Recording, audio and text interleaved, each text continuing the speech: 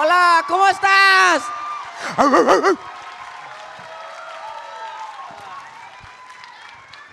Quiet! Wow, there's a lot of people. What's up, y'all? Woot, woot, woot, woot, woot. Welcome to North Carolina. Thank you. Is this anybody's first time here in the area? Yeah, we got some first timers here. These lights are bright. How has the welcome party been for you all here this weekend? Amazing. Everyone has been so wonderful and kind. It's been great. I can't add to that. Jacob hit it right on the head. This has been such a pleasure. Thank you all for welcoming us into this final season of the show. We're really happy to be celebrating with y'all.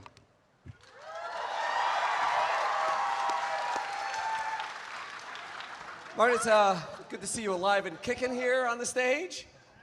Yeah, well, I come back occasionally, you know, dead. Jolo, Jacob, I have to ask, pardon this question, guys. Now, the movie came out a couple of years before you were born, the original Karate Kid. Did that have any influence on you as you were growing up? Did you see the original? We both saw the original. Jacob, I grew up with sisters. Jacob grew up with a brother, so he was always pretending to be Daniel and Johnny. Myself, Just crane kicking his 6-year-old sister in the face. Yeah, I know. I had four sisters, so I was like, but it wasn't really until I started playing tennis that my mom was like, "You're Daniel's son," and I was like, "Who?" And so I watched the movie, and then once we booked the role, I had to. That's awesome. Now, picture it. It's the year is 1985. 5-year-old me is out there in my gi and my Daniel LaRussa headband. So I have to ask you guys, what is it like knowing that you influenced multiple generations based on this on the movie, on the television show, from my generation, other younger generations out there getting into karate? It's always mind-blowing to see. I mean, after the Karate Kid came out, karate schools were opening up. Everybody was practicing the crane kick, and Karate Kid just over the decades just kept catching on. And who had ever known the inspiration that it would do? And then the show, what the show's done, and reviving it, making it relevant for today, bringing in new fans, tying in the old fans. And what we love most about the show is, grandparents and grandkids could sit down and watch this together and have a common thread, and everybody could find themselves in one of these characters and follow the storyline. And, we're all putting our hearts on the mat out there, our bodies on the line to tell these stories and bring these characters to life. And it's just been so incredible with you fans and the feedback that we get to see you guys, wanting to join karate or call your lost friend or be a better man or woman or be badass. It's been awesome. It's really an honor. And when we sit back and see the impact that we've had and that the show's had and the legacy of the Karate Kids had, we're just so thankful and humbled by it.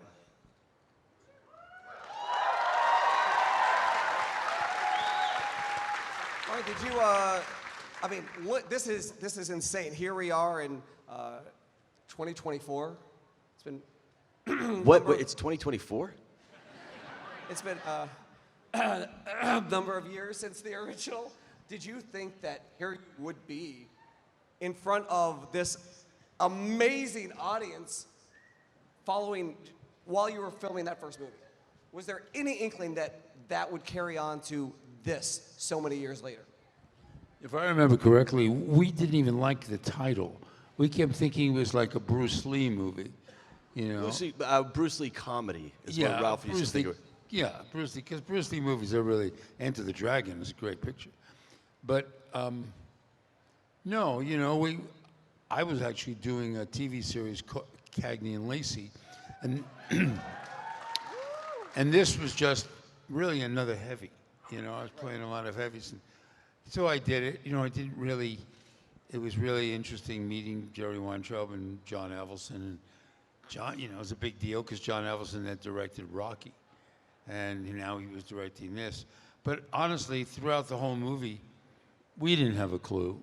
I mean, I didn't get a chance to experience Cobra Kai in the movie because John wanted to keep us separate, And I didn't get a chance to be with even me, Daniel or Pat Morita because he kept us away, So he preferred that we did not mingle. So I never, the Cobra Kai always respected John Kreese, but we never got a chance to really be friends during the movie. They introduced Marty as Kreese in the dojo, so we had rehearsed all the fight scenes, and we've been with months of rehearsals before we ever met the real John Kreese. So who trained us for the movie was Pat Johnson, and he played John Kreese in all of the rehearsals. And the day we were shooting in the dojo when the first time you see Kreese and when Daniel walks into the dojo, that was the first day that we even met Marty, and he had a black belt on, and pretty much he came in as Kreese in character. So I never met Martin Kove. I met John Kreese, and he came in, and that's how it was. And John Avildsen did. He encouraged us to stay apart. Even at the beginning of the movie, Ralph and I were getting along well, and he encouraged us not to hang out too much. He said, you hang out with your Cobra Kais and get buddy-buddy with them. He didn't want any buddy-buddiness to happen on screen with Ralph. So we really were kind of separated, and he wanted what happened on screen to be kind of organic. So, next time we saw Ralph, we were chasing him in skeleton outfits, and he didn't want us to hold back. That's incredible. That's true. Very true. That's incredible method acting. Absolutely. Yeah. Would you like to? I mean, look at. We already have a gigantic line of fans. Would you like to answer some fans' questions here? Sure. All right. Hello. Step right up. What's your name? Rick, What's your question here? for Mrs. Zapka, with your Cobra Kai, with the training and knowledge you have the martial arts, do you get to interject anything when it comes to the fight sequences, or are they like, no, we have it all, don't worry about it? Well, it's all a collaboration. I mean, our stunt guys know all of our skills. They know what our special moves are. So they try to incorporate what we organically bring to the characters already to start.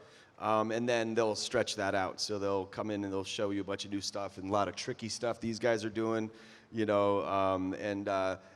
they're building on what we have, and then of course they'll show us the choreography, and it'll be like, sometimes it feels better to throw with my right, and every now and then we'll have a stunt guy that's left-handed. He'll be in a different stance. Like, can we change this? And then they modify it.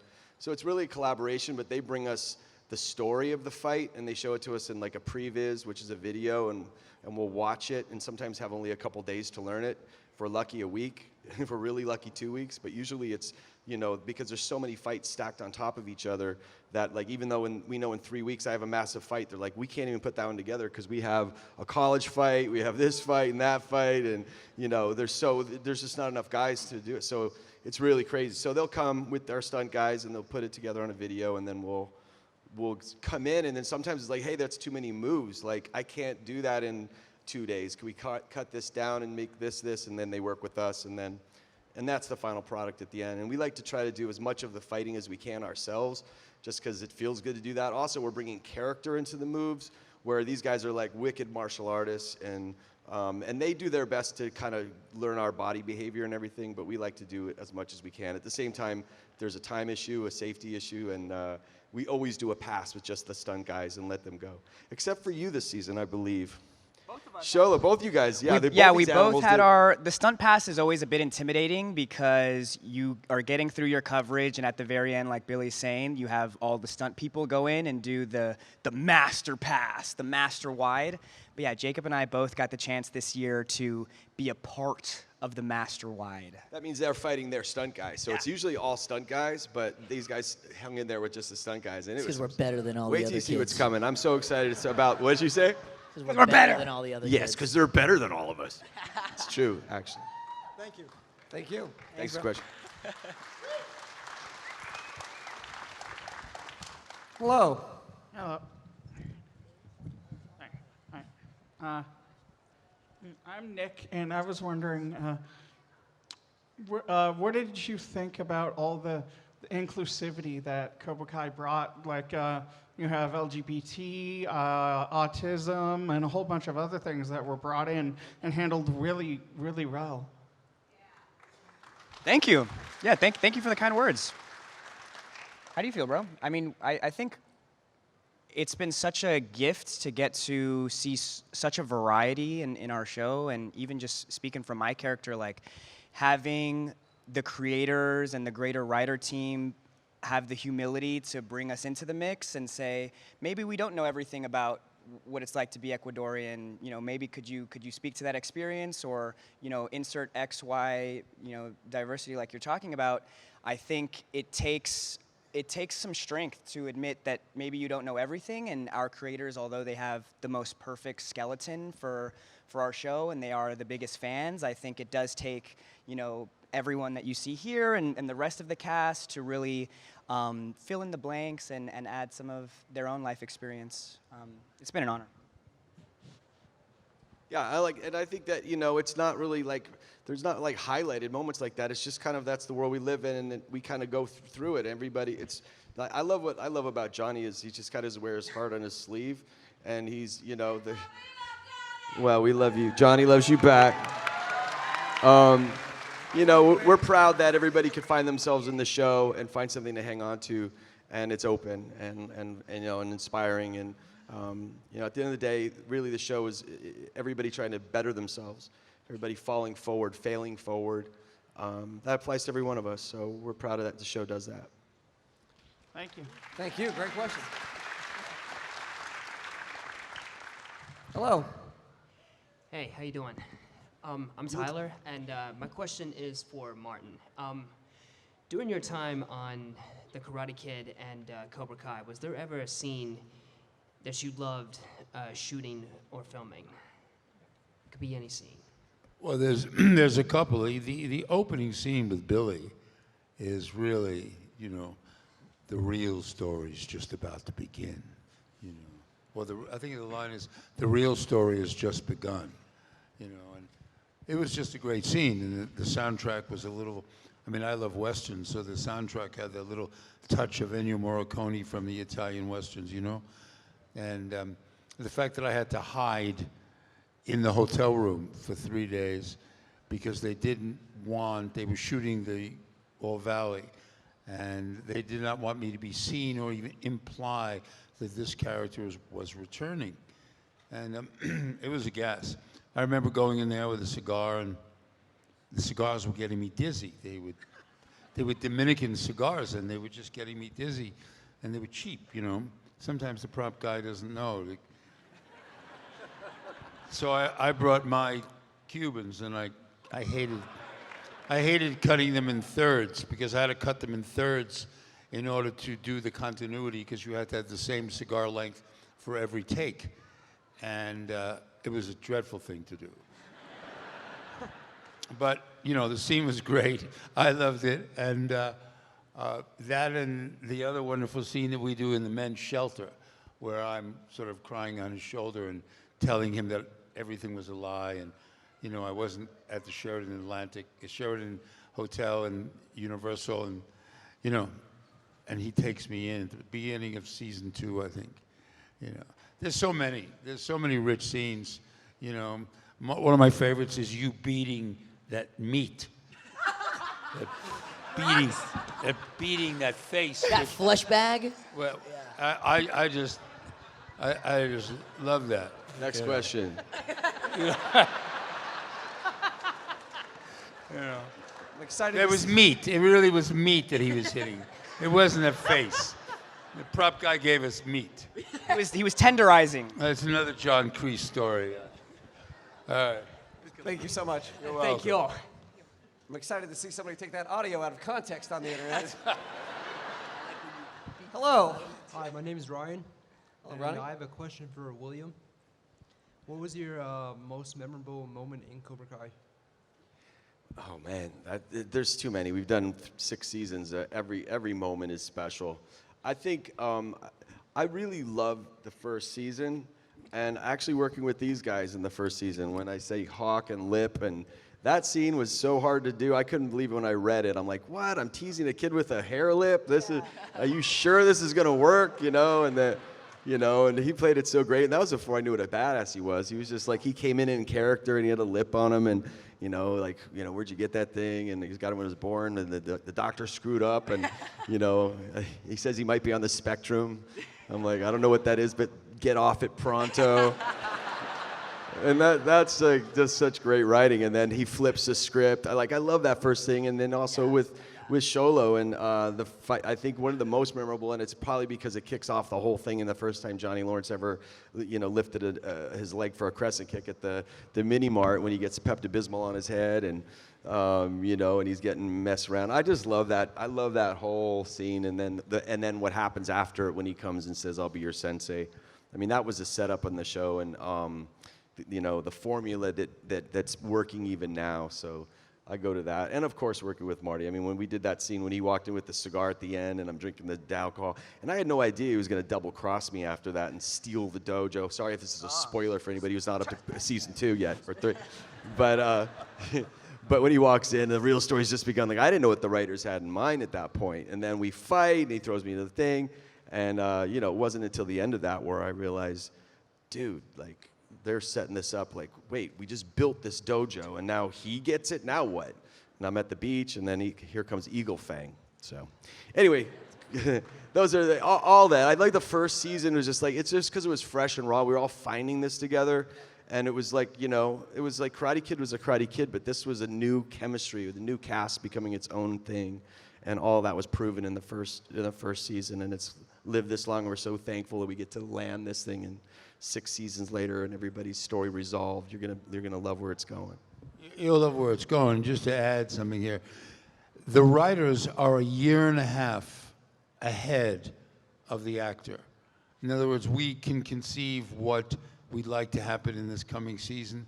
They've already developed in their mind what's happening to that character for the next 2 years.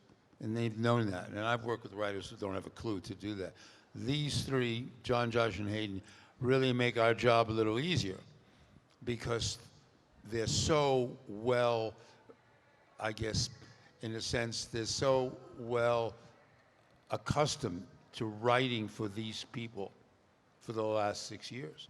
So they know every backstory you could ever create as an actor. They've done it already, a year before. Great question. Thank you so much. Hello. Hi, I'm Sheridan. I have questions for all 4 of you guys. I watch your podcast, so Wow, thank you. My question would Thanks. be, what's your guys' song of the week?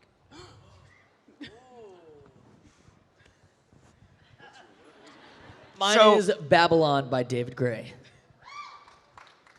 I'm gonna go Into the Sun by Xylo, 2019 R&B soul. So to give you an idea, to let you guys know, because these are our next 2 guests on the pod. Why don't we just do it right now? Let's turn this into the pod right now. Every week we add a song to our playlist, and we have an ever-growing long playlist. So do you guys want to do your song, like put us onto a song or something that you're listening to right now? Sure. Yeah. Name it. Anything. Oh man. We have scores. We have Muppet soundtracks. We have every. I didn't add You that. can go That's from him. Taylor Swift to Rage Against the Machine to Hans Zimmer. Muse. yeah. Muse. Okay. Compliance by Muse. Put that in there. Put it in. All right, and Marty. You have a hymn for us or something? Yeah, I mean... yeah, Ennio Morricone for a few dollars more. Yeah, I mean, not the good, the bad, and the ugly, because everybody knows that, but like my ring on my phone is for a few dollars more. And if I don't answer it, it just keeps going and going and going. But yeah, for a few dollars more is a marvelous soundtrack. All right. Thanks, boys. Great question. Thank you. So as a follow-up, is anybody up here a Swiftie? Sure. In hopes of not getting Billy's an trashed. anti-Swiftie. I'm good friends with a band called the Rascal Flatts. You guys know that band? So Taylor Swift used to open for them. So I met Taylor when she was like first stepping out on the stage with her acoustic guitar in Sacramento, and the fans were going crazy, and she had to sit there and just kind of like this for like 5 minutes till they got quiet. And I brought my nieces to meet her, and she was a doll back then. I met her and her mom backstage. She doesn't call me anymore, but other than that, it was Hello. Hi, I'm Jennifer. My question's for Mr. Zabka. One of the best cameos I've ever seen was when you were on How I Met Your Mother. as Barney's hero. So I'm just wondering, did that play a part in the creation of Cobra Kai? That's a great question. And a lot of people ask that and wonder that, including Neil Patrick Harris himself. We've talked about this. I mean, I think that having Barney Stinson embrace Johnny Lawrence as the real hero of the Karate Kid didn't hurt anything. And, you know, of course, he also thought Darth Vader and Hans Gruber were also the heroes of their movies.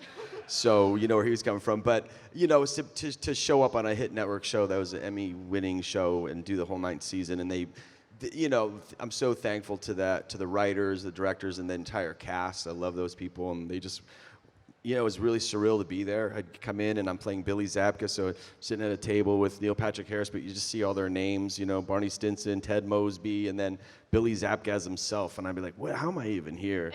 You know? But I don't know. Did that have anything to do with the show? If anything, I think it might have been a little proof that, you know, there was an audience out there for this, an appetite for it. But it kind of went along with a lot of other things in pop culture at the time. There was some like videos going around, like, you know, the kick was illegal and Johnny Lawrence is a real hero. And I directed a music video called "Sweep the Leg" by No More Kings. If you haven't seen that, check it out. It's kind of like it was really a seed of all of this. It was the first time I decided to turn back into the Karate Kid world and played a version of myself. And that exploded when that came out. Marty's in that, Ralph's in it. So there were a lot of things along the way. How I Met Your Mother was the greatest experience, and I'm good friends with them still, and thanks for the question. Thank you. Thank you. Hello, what's your name? Hey, my name is Mason, and I just want to know, like for Hawk, whenever like you're about to shoot or like in the morning, how do you do the hair routine? Like how long does that take? He could do it right now. Let's see how you do it. Yeah, let's see it. So basically, Marty comes in and wakes me up. He sings me a lullaby. It really calms me down before I get into the hair chair for about 4 hours. No, it takes about half a can of hairspray in like an hour and a half, is what I would say. And a vacuum. And a vacuum. Oh yeah, and a Suck vacuum. his hair. Whenever I have the spikes, they have this special vacuum that they put a spike up and then they just stick it on. And it like sucks all the moisture out of my hair and then just leaves it in a perfect spike. So, big vacuum. Thank you. Dyson. Hello, what's your name? Hey, how's it going, guys? My name is Alex. I have a question for all 4 panelists.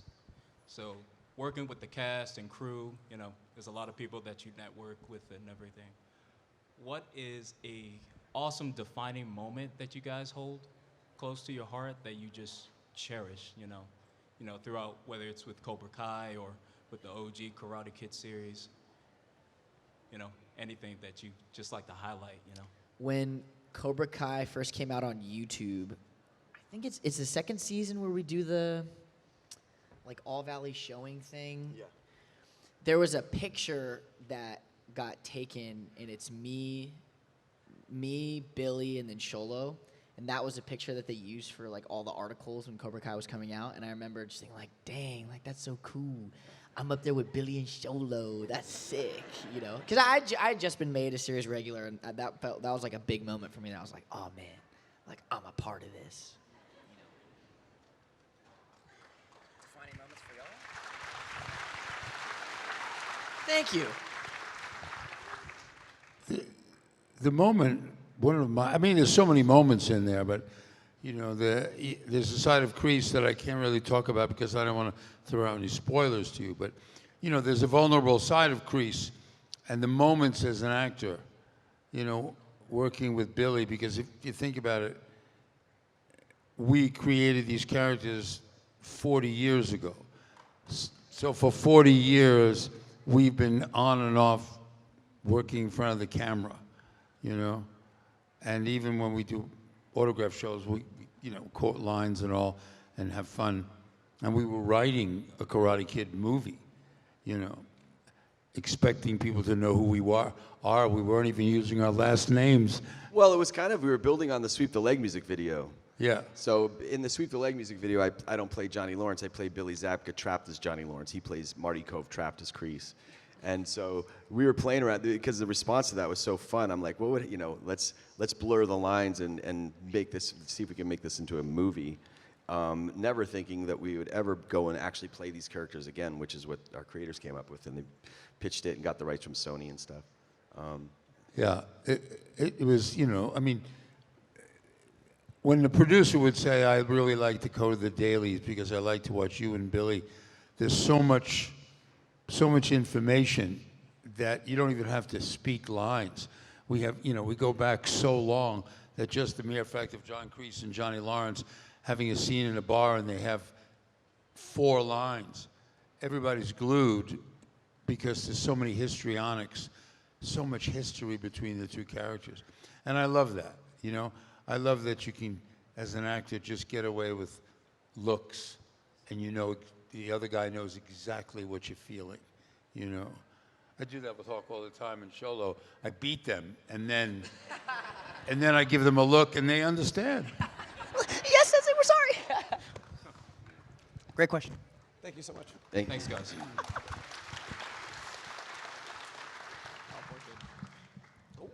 Hello. Hey, I'm Chandler, and my question is for Mr. William Zabka. My question is, when you're in Karate Kid, did you ever see yourself being like a dad in like another karate TV series with a lot of the same guys? It's a great question.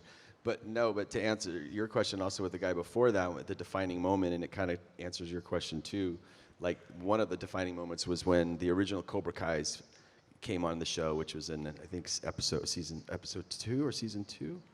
And I missed them in that. So no, I could have never imagined. How old are you? About 12, 13? I'm 10. You're only 10?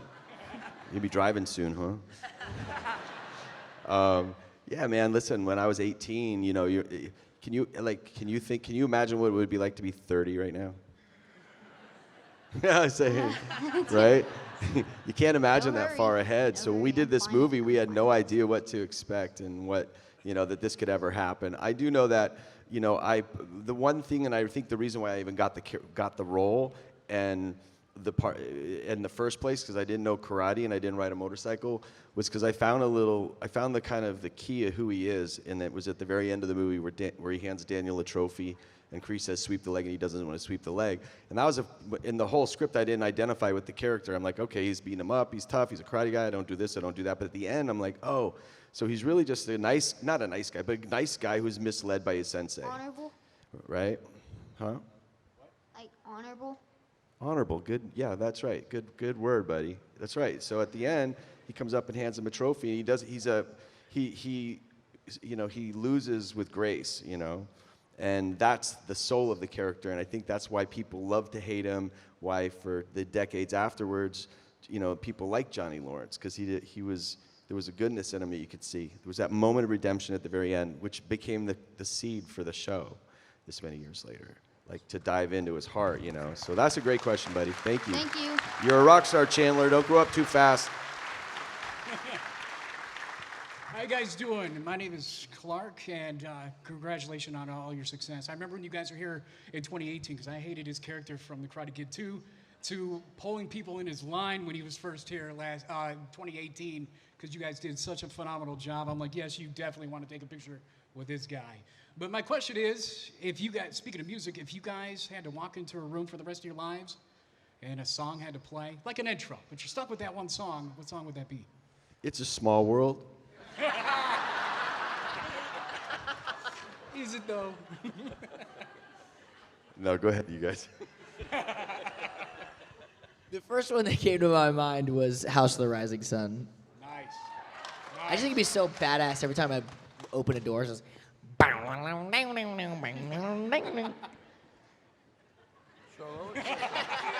Y'all are gonna like my answers. I don't like the same music as you. So, let's see. First one's, I think Jack Johnson, Upside Down would be not a bad one. Like tropical.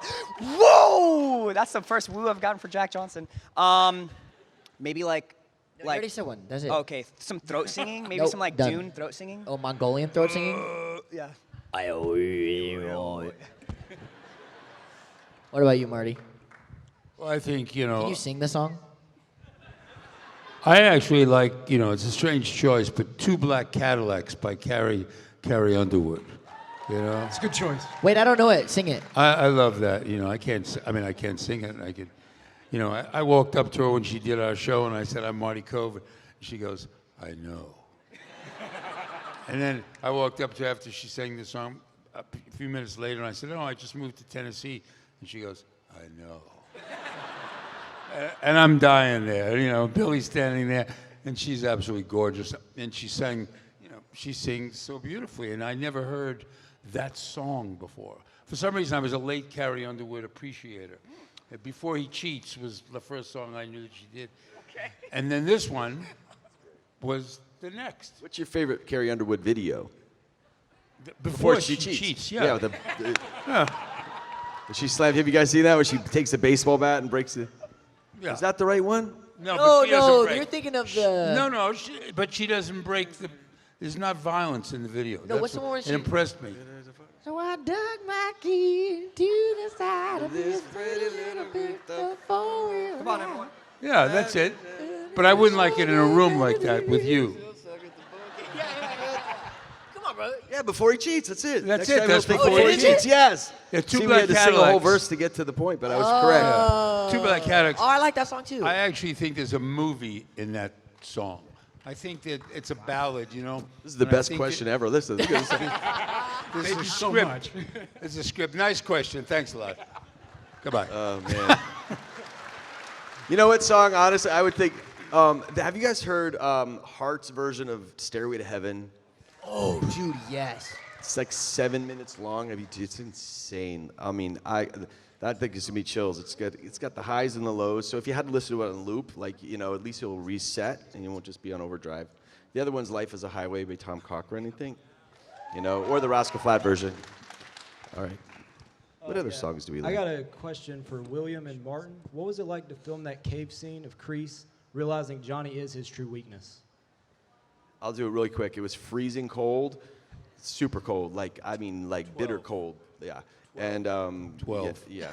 Degrees. So we and it was wet and it was like a real cave and everybody was bumping their heads on the way in and you know it was like a real wet cold cave. So it kind of felt like real life. Kind of really want. Like what you see is real. It wasn't like manufactured. Yeah, that period of time, you know, I think Ralph directed episode 3, and this was, you know, episode 2, I think. It was freezing. It was 12 degrees in Atlanta, 90 minutes out of Atlanta. And it was in the hills and doubling as Korea in the spring. You had to act with, you know, it was just all that, you know, but it was good. It just all worked out, you know. The cave stuff was fascinating. I don't get a chance to kick his ass very often, so I really. There was liked it. the way we shot that too. I was kind of like, oh man, they cut out that cool part. But like when I'm saying before we get into the fighting stance, I stepped down and I was doing this circle around him, like stalking him. Remember me doing that? And I was saying all my lines in this kind of like, because it's not really Johnny, it's his imagination of Johnny. So I played it almost as a version of himself, and it was really cool the way we shot it and did it. But sometimes we don't have time for all the, you know, coolness, and they have to cut out some things. So they ended up making it voiceover. But I was really bummed when I saw that cut because I love that. I stepped down and it was this whole intense thing. And then it broke into the fight. But a lot of these things, these scenes we shoot, they have to be trimmed down for time. And a lot of the stuff that you do that you remember that you expect that you're going to watch isn't there. So anyway, so now you have that in your imagination when we're fighting. And you guys are the only ones in the world that know that besides us. Just imagine the stalking. Thank you. Yeah, you can imagine it was rich. We like to stalk each other. It's very rich.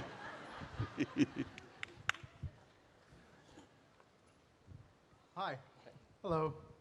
My question is for Zolo, actually. Hola, ¿cómo estás, Zolo? I'm doing well. How are you? ¿Cómo estás? Yo estoy bien. This question is actually about Blue Beetle.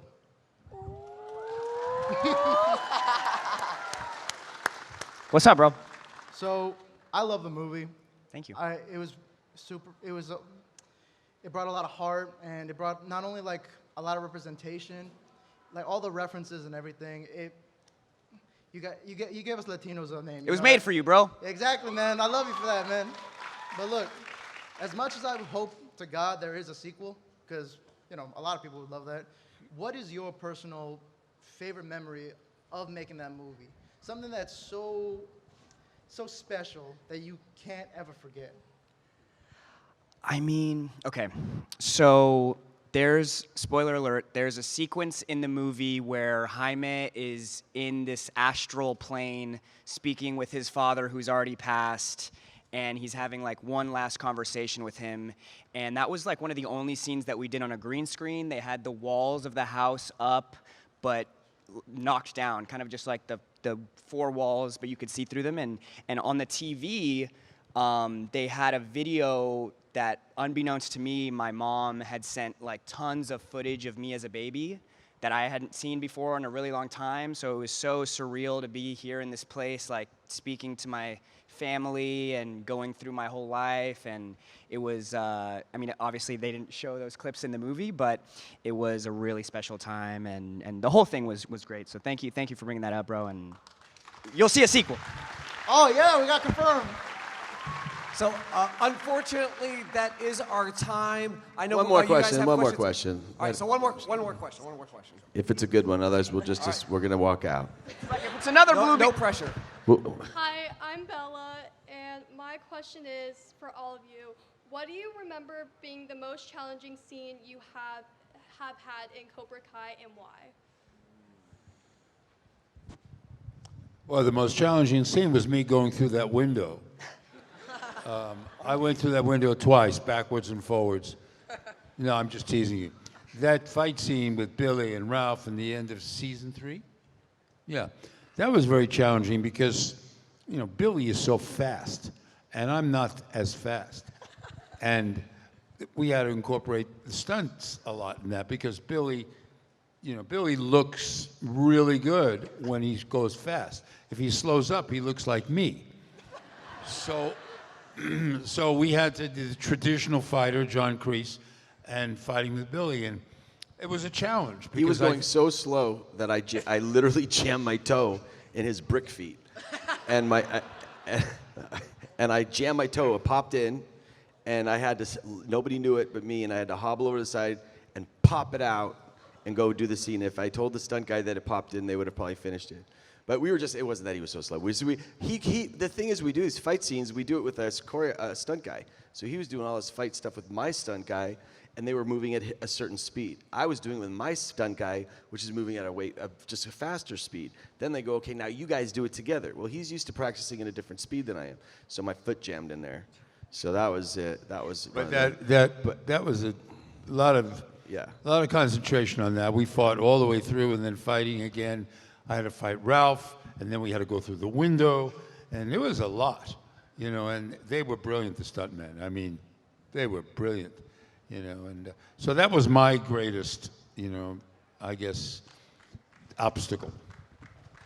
I could answer one thing, I think, for all of us, but I think everything you guys haven't seen yet, like what we just shot since January 3rd to now, in the fighting and where the show goes in the next 5 episodes and beyond, by far, right?